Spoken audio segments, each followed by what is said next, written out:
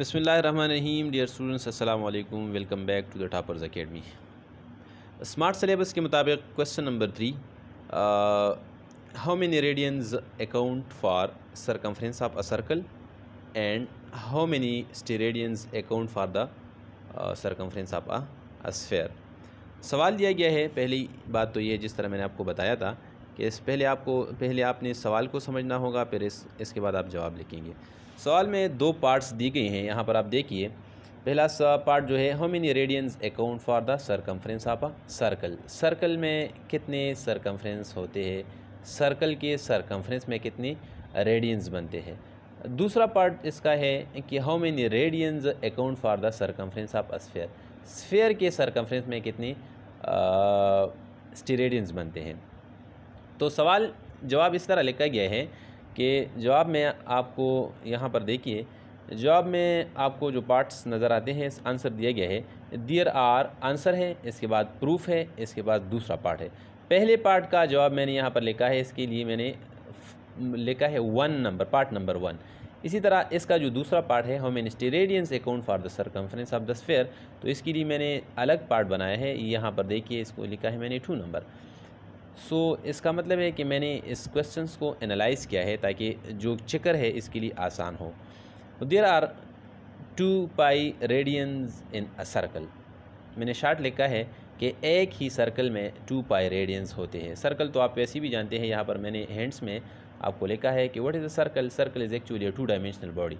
इस तरह आप ने देखा होगा कि हमारे पास एक सर्कल है, मैंने बना दिया।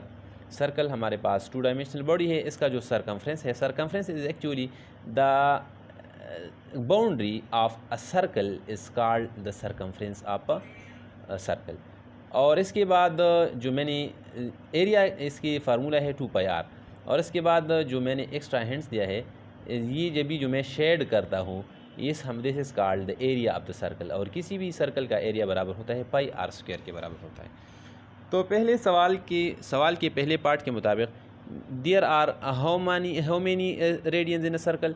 There are 2 pi radians in the circle.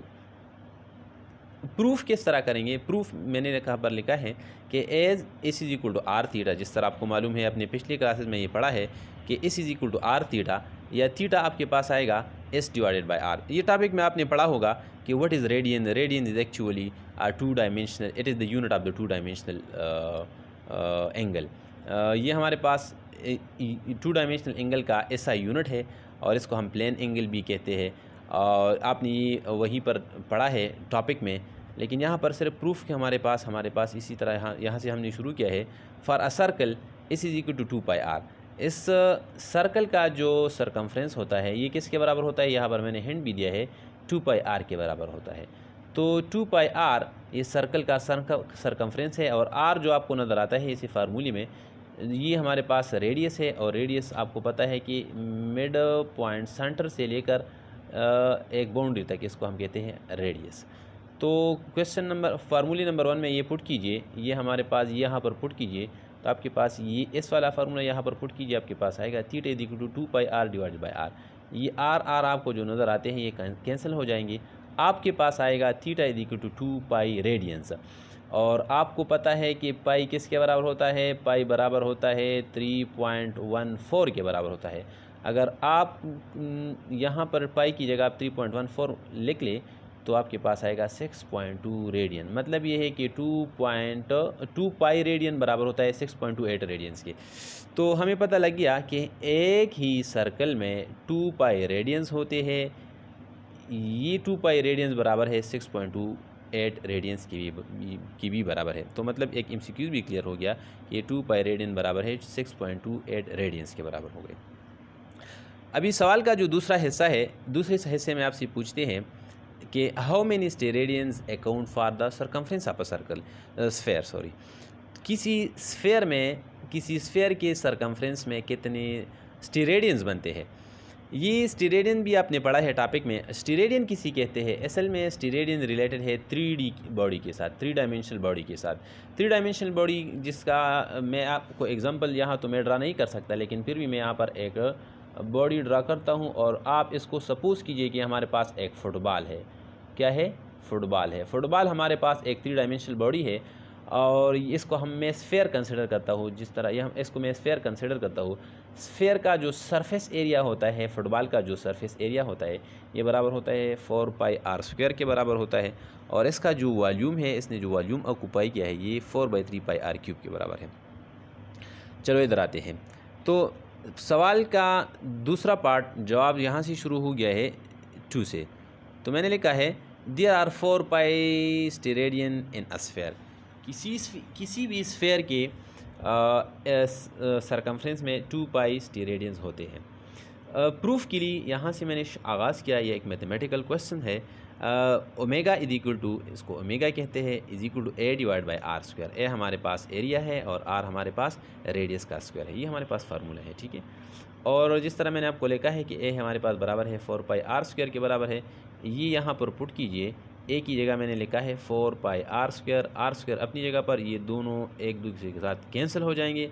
आपके पास आ जाएगा 4π स्टेरेडियन। इसका मतलब ये हो गया कि किसी भी स्फेयर के सरकमफ्रेंस में 4π स्टेरेडियंस होते हैं। कितने स्टेरेडियन होते हैं?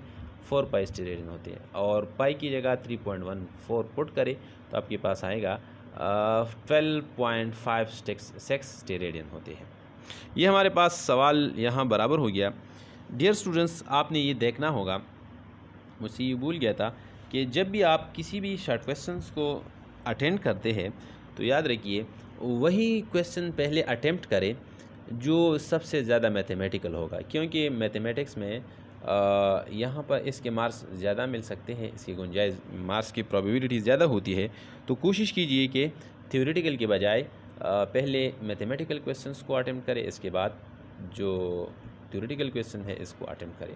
और डायग्राम अगर आप बना सकते हैं तो बहुत बेहतर होगा।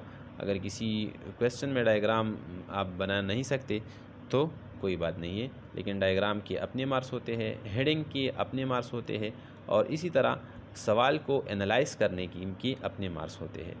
तो यहाँ तक मेरे ख़्याल में ये काफ़ी है। अगर आपका कोई क्वेश्चन, कोई सवाल, कोई कमेंट, कोई सजेशन हो तो आप कमेंट में बता सकते हैं। Thank you.